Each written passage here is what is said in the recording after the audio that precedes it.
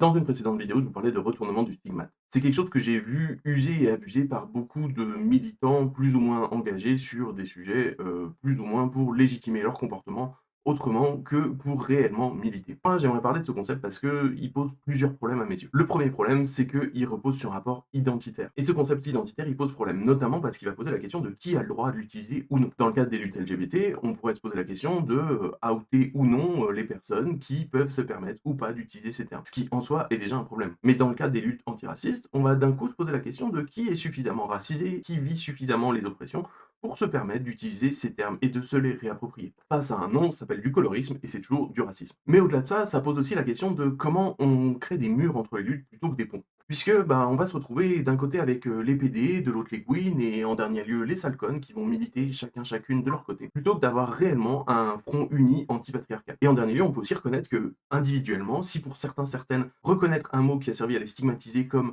un mot émancipateur et un étendard à brandir, c'est libérateur. En revanche, ça ne veut pas forcément dire que les personnes autour qui ont vécu potentiellement la même oppression ou de la même manière ou d'une manière relativement différente ne restent pas traumatisées par cette utilisation des mots et cette violence. Et c'est aussi problématique puisque ça ne permet pas de prendre soin convenablement de toute la communauté des gens qui sont concernés par ces termes dégradants. Si dans beaucoup de mes précédentes vidéos, je parle au nom d'auteurs, d'autrices qui ont écrit des livres et donc d'une culture, disons, légitime, aujourd'hui, dans cette vidéo, je ne parle que de mon avis personnel.